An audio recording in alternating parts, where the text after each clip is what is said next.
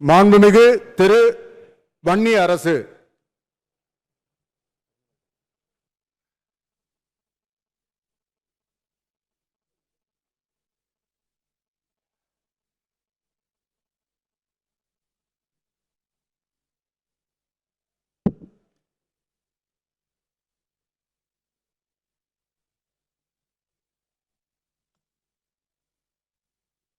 சட்டமன்ற பேரவையின் உறுப்பினராக தேர்ந்தெடுக்கப்பெற்ற வன்னி அரசு என்னும் நான் சட்ட முறைப்படி நிறுவப்பெற்றுள்ள இந்திய அரசியலமைப்பு சட்டத்தில் உண்மையான நம்பிக்கையும் பற்றுறுதியும் கொண்டிருப்பேன் என்றும் இந்திய நாட்டின் இறையாண்மையும் ஒருமைப்பாட்டையும் நிலைநிறுத்துவேன் என்றும் நான் மேற்கொள்ள இருக்கும் கடமையை நேர்மையுடன் நிறைவேற்றுவேன் என்றும் உளமாற உறுதி கூறுகிறேன்.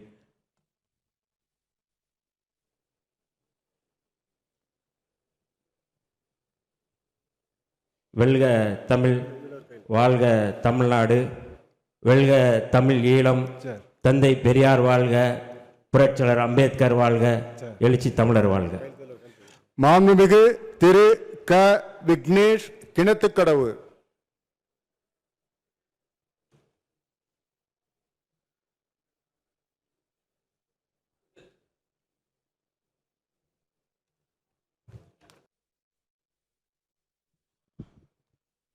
சட்டமன்ற பேரவையின் உறுப்பினராக தேர்ந்தெடுக்கப்பெற்ற விக்னேஷ் கதிர்வேல் பாண்டியன் என்னும் நான் சட்ட முறைப்படி நிறுவப்பெற்றுள்ள இந்திய அரசமைப்பு சட்டத்தில் உண்மையான நம்பிக்கையும் பற்றுறுதியும் கொண்டிருப்பேன் என்றும் இந்திய நாட்டின் இறையாண்மையையும் ஒருமைப்பாட்டையும் நிலைநிறுத்துவேன் என்றும் நான் மேற்கொள்ள இருக்கும் கடமையை நேர்மையுடன் நிறைவேற்றுவேன் என்றும் கடவுளறிய உறுதி கூறுகிறேன். மாண்புமிகு திரு மு விக்னேஷ் முசிறி.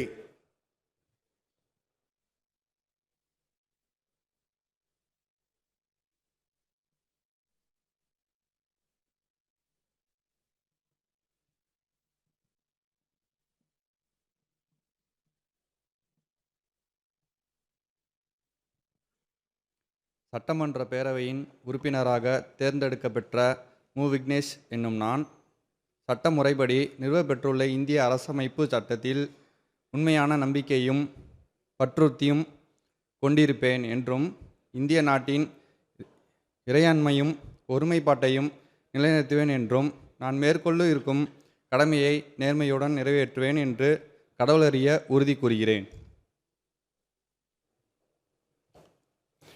மாண்புமிகு திரு ஆசே வில்வநாதன் ஆம்பூர்.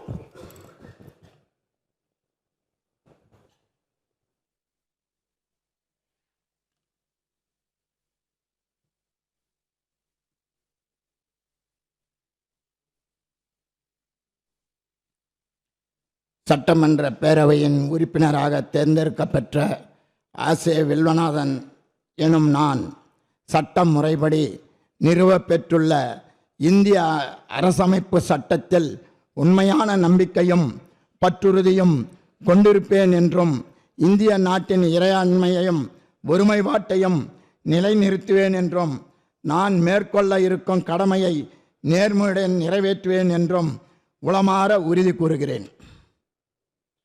மாண்புமிகு திரு ர வினோத் கும்பகோணம்.